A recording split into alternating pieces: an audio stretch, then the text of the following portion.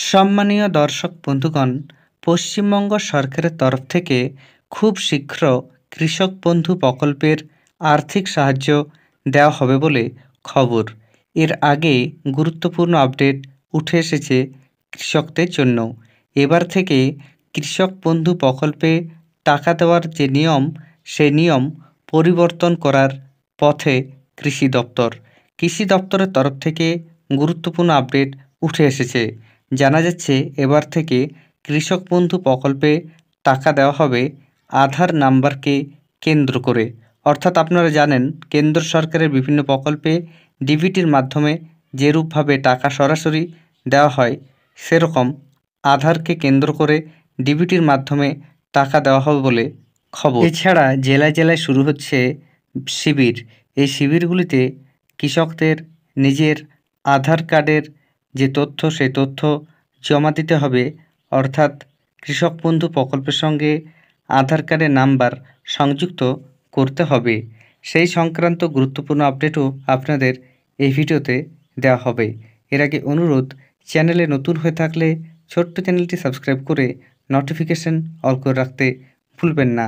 দেখুন এ বিষয়ে প্রতিবেদনে কি বলা হয়েছে। নদিয়া জেলার কৃষক বন্ধু প্রকল্পের সঙ্গে যুক্ত প্রায় 60,000 উপভোক্তার আধার সংযোগ এখনও হয়নি। আগামী জুন মাসের মধ্যে সেই আধার সংযোগের কাজ শেষ করার নির্দেশ দেওয়া হয়েছে রাজ্যের তরফে।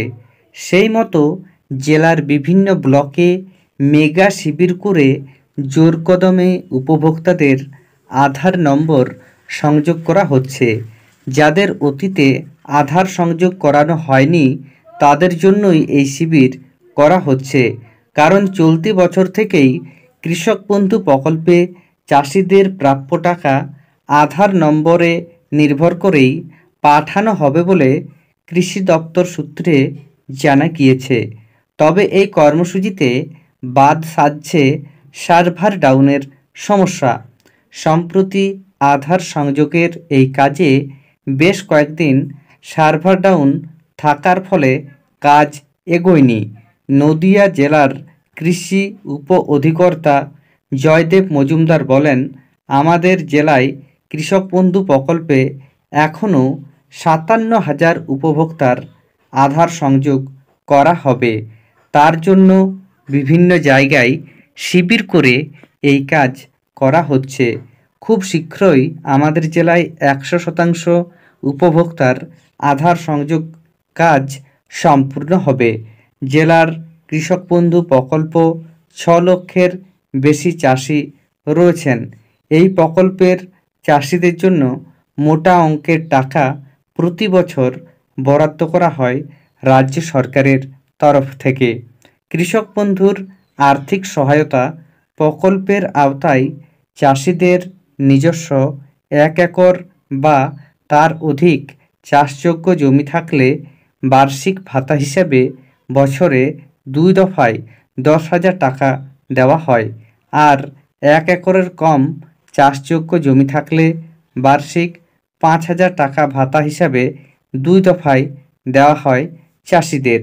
সেই টাকা সরাসরি চাষিদের ব্যাংক অ্যাকাউন্টে পাঠানো হয়।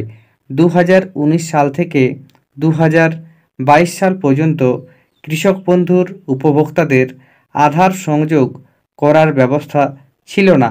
তারপর থেকেই আধার সংযোগের ব্যবস্থা চালু হয়। বহু মানুষের আধার সংযোগ না হওয়ায় দেখা গিয়েছিল অনেক সমস্যা। অনেকেরই ব্যাংক অ্যাকাউন্টে কৃষক বন্ধুর টাকা একাধিকবার ঢুকেছে, যদিও পরবর্তীতে সেই সমস্ত টাকা ফিরিয়ে নিয়েছে কৃষি দপ্তর। দপ্তরের এক আধিকারিকের কথায়, সরকার চাইছে কৃষক বন্ধুতে আধার বেসড পেমেন্ট ব্যবস্থা চালু করতে। এর ফলে সঠিক ব্যক্তির অ্যাকাউন্টেই টাকা ঢুকবে। সম্প্রতি কৃষ্ণনগর লোকসভার সাংসদ মহুয়া মৈত্র কৃষক বন্ধু প্রকল্পে চাষিদের টাকায় অসাধু ব্যক্তি থাবা বসাচ্ছে বলে অভিযোগ এনেছিলেন।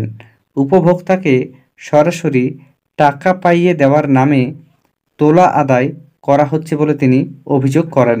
চাষিকে কৃষক বন্ধু প্রকল্পে আর্থিক সহায়তা এবং চাষির পরিবারকে দেওয়া কৃষক বন্ধুর মৃত্যুকালীন সহায়তা, দুই ক্ষেত্রে উপভোক্তাদের টাকা আদায় করা হচ্ছে। সাংসদ ভিডিও বার্তা করেন যাতে কেউ দালালকে প্রকল্পে টাকার ভাগ না দেন। তাহলে বুঝতে পারছেন, কৃষক বন্ধু প্রকল্পে এবার থেকে আধারের মাধ্যমে টাকা দেওয়া হবে।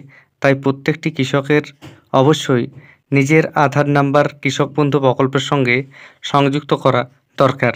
যাদের সংযুক্ত নেই বা যারা এই মুহূর্তে স্ট্যাটাস দেখতে পাচ্ছেন না, তারা চিন্তা করবেন না, কয়েকদিনের মধ্যেই ওয়েবসাইটটি নতুনভাবে চালু হচ্ছে। পাশাপাশি আপনারা নিজেদের ব্লকে গিয়ে কৃষক বন্ধু প্রকল্প সম্পর্কিত সমস্ত তথ্য জেনে আসতে পারবেন।